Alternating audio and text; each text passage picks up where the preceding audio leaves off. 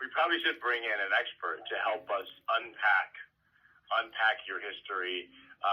Former journalist and author Ted Check, author of Saving the Beast, is with us this morning. Good morning, Ted. How you doing? Hey, Aaron, I'm doing great. And yes, I am an expert in wedding dresses made out of whipped cream in the 60s. Absolutely. Well, this is why we had to bring you in. Listen, I'm covering for Gary Sutton. I know you were excited to talk to Gary, but you got me. No, that's all right, man. This morning. So we're going to, so you got to save us here a little bit. But, yeah, how you doing? I'm doing great. And you sound great behind the mic, I got to tell you. Well, thanks so much, Ted. We're here. It's a Friday. You know, anyone who knows me around the office on Friday, it's off the hook a little bit on Friday. So this is probably a great place to be and be off the hook. There you go. You sent ahead a piece that you're looking at yes. that I went and read that we wanted to talk about. The piece says that an ESPN host apologized for saying on air. They said on air, basically said, this is what makes America great. And apparently, according to this article, said that she quickly apologized for that statement, and it caused a bit of a firestorm. Ted, what are you thinking about that? Okay, so just to bring everybody up to speed, because this happened right after the bombing in Iran. So understandably, a lot of people probably it was not on their radar. But Rebecca Lobo, you might recognize the name. She played in the WNBA. I think about a couple decades ago, but she's considered a legend in the WNBA. She's now a broadcaster, so she is broadcasting with a woman named Pam Ward. They're calling a game, WNBA game, and there was a call that was made. The refs made a call about a foul. Rebecca Lobo disagreed with that call. And so there was a kind of a back and forth between Rebecca and Pam Ward about, that Rebecca was disagreeing. And Rebecca said, well, that's what makes America great, i.e., that we can have these differences of opinion. Right. And then she said, right, Pam Ward? So she pitched it back to her broadcast partner. Pam Ward said nothing. There was a pregnant pause for about 8 seconds. And in broadcasting, that is just, you can't do that. It's a no-no. We may have had, Ted, a pregnant pause at the beginning of our show when the mics were unplugged. Oh, okay. So that, yeah, I mean, But you're not supposed to have a pregnant pause. Gotcha. Yeah, no, absolutely. And so there was one, and that's on Pam Ward. She remained silent. And then Rebecca said, I should rephrase that. To which Ward then said, yeah, I did think differences of opinion are perfectly fine. And then Rebecca apologized. She said, sorry. So what's going on? What's going on there? Do you think what's she reacting to? Well, a lot of people are saying, they're speculating that it's because of President Trump's phrase, make America great again. Because Rebecca Lobo said that's what makes America great. So it's too similar. It's too similar to the president's phrase. And let's be honest. Donald Trump is a polarizing individual. Like him, hate him. It's kind of one or the other. And that phrase is obviously associated with him. He coined the phrase, or somebody did, and he jumped onto it or whatever. But it's his phrase. So yeah, go ahead. Yeah. So are we left now, Ted, in a state where people who actually do love the country, appreciate the country, can we not say that America is great anymore because the phrase has been coined and used by the president? I mean, that's what it appears, at least, to Rebecca Lobo, Pam Ward, and the folks at ESPN, because some people were saying, well, it's somebody in her ear. Somebody back at the production truck is saying, oh, no, you can't say that. You got to rephrase that. So somebody back at ESPN, people are speculating, oh, that's ESPN. They're following it up the chain, and they're saying it's the network. That's the problem, is the network can't handle that. But I looked at it more broadly that well, for one thing, it's unprofessional. You can't have the 8 seconds of dead air.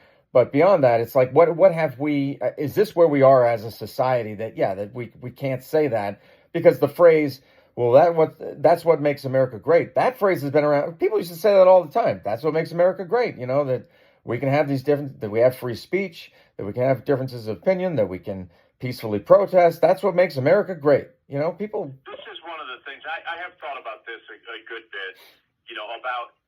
About this topic of patriotism, because I do myself sense that there are groups of people that don't seem to particularly love the country. Yeah. And I don't know. I have not seen any recent studies on the state of patriotism. But what do you think? I mean, how do people can we still be patriotic today? I mean, I know what I believe. I love this country. I have no problem being patriotic, but I don't think patriotism means you can't also be critical of our institution. What do you think, Ted? No, I think you've got it right there. Yeah, we can be critical. I mean, personally, I have, there were promises that were made, and you take Trump, promises made in the campaign, and we've yet to see some of those things. The secret documents and stuff like that. Where's some of that stuff? So there's been, I can be critical as well, but like you, I love our country, and so I think we should be able to say that. We should be able to say that we love our country, and we should be able to say that that's what makes it great. Yeah, it's a throwaway, innocuous phrase, but for some reason it was flagged. Yeah, and I want to be able to still say that the country is great. I don't think that I'm not willing to give up the word great just because because of something like that. I do think what makes our country great, Ted, is that this is a place where you have freedom. I've traveled to communist, been at least to 2 communist countries where you don't have the ability to criticize the government. This is a place where you can live here, you can pursue freedoms, you can openly criticize, as we've seen here, openly criticize the government. Right. If you don't like the government, you have a recourse to actually get rid of the people in government through legit processes. And the last I'd say is having courts that actually can help uphold those things. So I have no problem saying that our country is great. When I listened to the clip, I looked at it and said myself, I'm like, is this actually a thing, or is this people trying to make a big deal out of this? Did you, as you listened to the clip, did you think that this was really this was an issue, or do you think this was maybe a conservative news outlet making a big deal out of this? You know what? I did think it was an issue. I did think so. You thought it was enough of an issue. Right, and I looked probably as you did, kind of scoured the internet a little bit, and it was picked up by some major major outlets. But although the big 3, NBC, ABC, CBS, they left it alone, as well as CNN and MSNBC. But other big ones, ESPN, or not ESPN, Sports Illustrated. Not the Washington, the New York Post. So there were some big ones that did pick it up.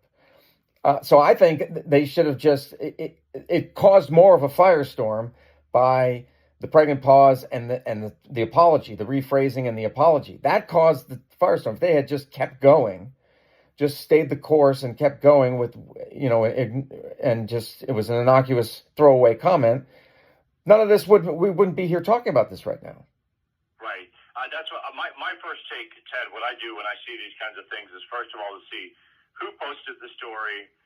What's the bent of that particular news outlet? Who picked up on it? And that was my initial read when I saw it. Mm-hmm. It felt to me like, is this really newsworthy? Right. I think you're given some interesting analysis on this. I haven't seen this picked up in lots of, as you said, lots of news outlets, and I'm curious to see what the outcome. Are you aware? Have they addressed this publicly?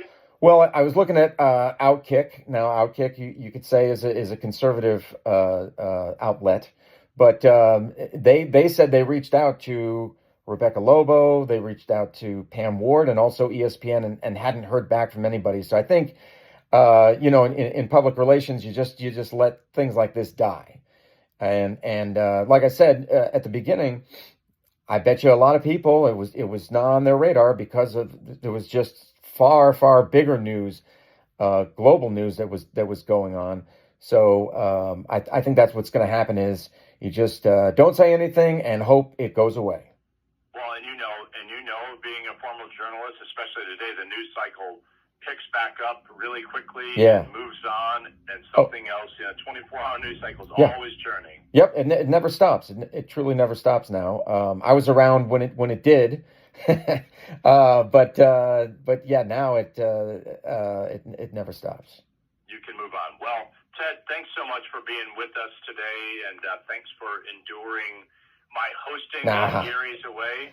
And I get to see you in the community periodically. Yeah. So that's always nice. So Absolutely. Hey, man, hope you have a great weekend, and we really appreciate your time today on the Gary Sutton Show. Thank you, Aaron. Yeah, and like I said, doing a fabulous job, man. Keep it up. Hey, thanks, Ted. Take care. All right, you too.